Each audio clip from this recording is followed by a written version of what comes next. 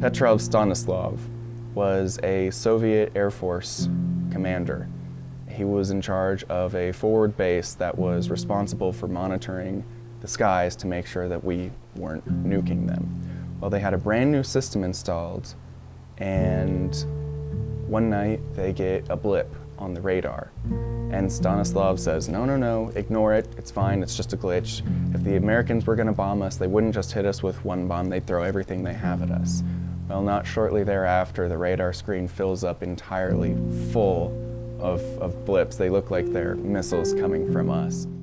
My name is Dane Bottenberg, and I'm a collector of Cold War artifacts, in particular, those from East Germany and other communist countries. So I started to get some old East German stuff for use to go camping. And the more of this equipment that I got my hands on, I realized, hey, I think I need to look into this history a little bit and see a little bit more about the country. So from there, I started doing research into what actually happened there and how crazy a place it was. I already spoke a little bit of German, so naturally I went to the German eBay and got some neat things from there. And it just kind of took off. And then here we are. I've got trunks full of random communist artifacts. I've even got a couple guns lying around. So for the first thing I have today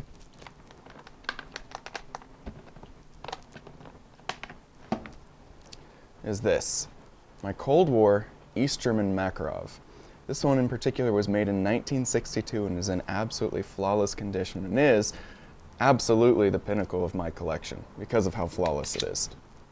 Despite the fact that this was a communist-made pistol in 1962, the finish on it is still absolutely flawless. There's no scuffs, no imperfections, no jangled up spots. It looks like it's a professional commercial firearm from today rather than a communist firearm from way in the past.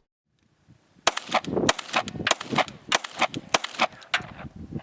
think I got it all 5 times. You know, the sirens are going off, his crew is screaming, his second in command is threatening mutiny, that they're gonna press the button and shoot back. But Petrov says, no, we're not gonna do it. This is not what we're about. We're not gonna push the button.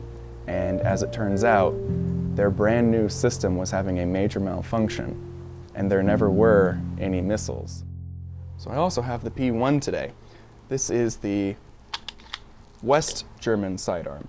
It looks an awful lot like the P-38 from World War II because it basically is the same design. After the war, the West Germans, seeing a huge threat from East Germany, decided that they needed their own sidearm. And this design was fairly new at the time. They decided they were just going to dust it off and redo it.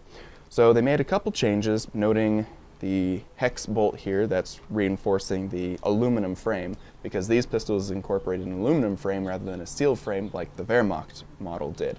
Additionally, you find more slide grooves in the slide. Initially, the P-38, the old World War II version, had fewer. It only came up to, say, here.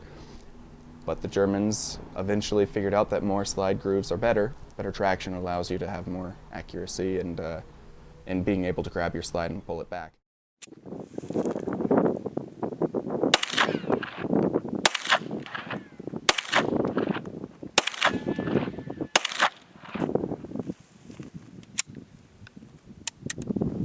Yeah.